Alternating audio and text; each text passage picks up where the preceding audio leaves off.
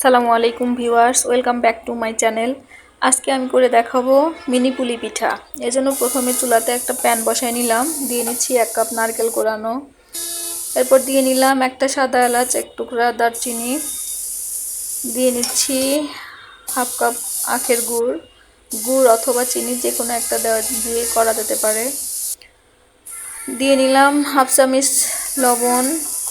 লবণটা অনেকে মিষ্টির সাথে খেতে পছন্দ করে না, তাহলে দিবেন না, আমার ভালো লাগে এজন্য দিয়ে নিলাম। পুরটা যখন দেখবেন দলা পেকে এসেছে তখন বুঝবেন পুরটা রেডি হয়ে এসেছে। আমার পুরটা রেডি। এবার আমি চুলাটা অফ করে রাখলাম। অন্য পাশে দিয়ে নিচ্ছি একটা সসপ্যান, দিয়ে নিলাম 1 কাপ পানি, দিয়ে নিচ্ছি হাফ চা চামচ লবণ, দিয়ে নিলাম 2 টেবিল চামচ তেল। পানিটা ফুটতে শুরু করেছে। এবার দিয়ে নিলাম চালের গুঁড়া 1 কাপ, দিয়ে নিচ্ছি 1/4 কাপ আটা। আপনারা আটা বা ময়দা যে কোনো একটা দিতে পারেন। এবার আমি খুব ভালোভাবে নাড়াচাড়া করে মিশিয়ে নিব। দেখি কি অবস্থা, সিদ্ধ হয়েছে কিনা। হয়ে গেছে সিদ্ধ। এবার চুলাটা বন্ধ করে রাখবো। 10 থেকে 15 মিনিট আমি রেস্টে রেখে দেবো। দেখি, খুব বেশি ঠান্ডা করা যাবে না, তাহলে শক্ত হয়ে যাবে। হাত দিয়ে সহ্য হয় এমন গরম থাকা অবস্থায় আটাটা মথে নিতে হবে। আমি নিয়ে নিচ্ছি আটাটা, ভালোভাবে মথে নেব। দেখতে পাচ্ছেন কত সফট হয়েছে। এবার আমার আটা রেডি। ডো বানিয়ে নিলাম। এবার রুটি করে নিচ্ছি। রুটিটা খুব বেশি পাতলা বা খুব বেশি মোটা রাখা যাবে না, মিডিয়াম ভাবে রাখতে হবে। এবার চাকু দিয়ে আমি রুটিগুলোকে কেটে নিচ্ছি লম্বা শেপে। হয়ে গেছে কাটা। এবার পুরটা আমি লম্বা করে বানিয়ে নিব। রুটির সাইজের সমান করে পুর লম্বা করে নেব, চিকন করে মাপ মতো করে নেবেন, রুটি টুকরার মতো। এবার আমি ভাঁজ করে নিচ্ছি, রোল আকারে বানিয়ে নিব। দেখতে পাচ্ছেন কিভাবে ভাঁজ করলাম। একটু চাপ দিয়ে লাগাই দিব। হয়ে গেছে। এবার আরেকটা বানিয়ে নিচ্ছি। সবগুলাকে এভাবে রোল আকারে বানিয়ে নিব।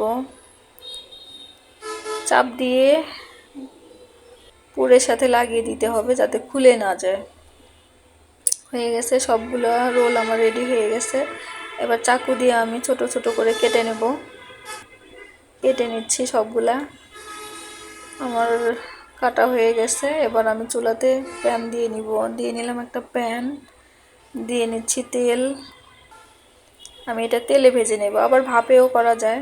আমার তেলটা গরম হয়ে এসেছে। এবার আমি পিঠাগুলো একটা একটা করে দিয়ে নিচ্ছি।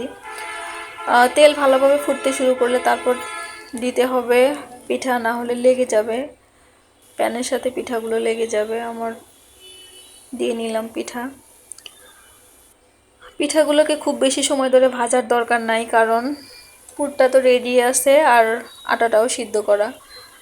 কালার হয়ে আসা পর্যন্ত আমি মিডিয়াম আঁচ রেখে ভাজবো। আপনারা যদি খুব বেশি কড়া কালার করতে চান তাহলে একটু বেশি সময় ধরে ভাজবেন। 1 থেকে 1.5 মিনিট ধরে ভাজলে হয়ে যাবে। আমি খুব বেশি ভাজবো না, আবার একেবারে সাদা সাদাও রাখবো না।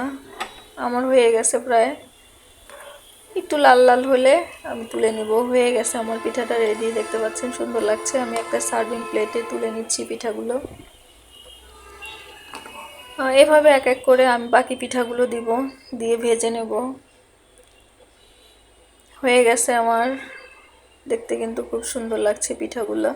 দেখতে যেমন ভালো লাগছে, খেতেও তেমন সুস্বাদু। বাচ্চাদের টিফিনে এটা দেওয়া যায়। আর পুরটা রেডি থাকলে খুব অল্প সময়ে করে নেওয়া যায়। আশা করছি রেসিপিটি ভালো লেগেছে। যদি ভালো লেগে থাকে তাহলে প্লিজ ভিডিওটি শেয়ার করার অনুরোধ রইল। পরবর্তী রেসিপি দেখার আমন্ত্রণ জানিয়ে আজ এখানেই বিদায় নিচ্ছি। সবাই ভালো থাকবেন, সুস্থ থাকবেন আর আমাদের সবার জন্য দোয়া করবেন। আল্লাহ হাফেজ।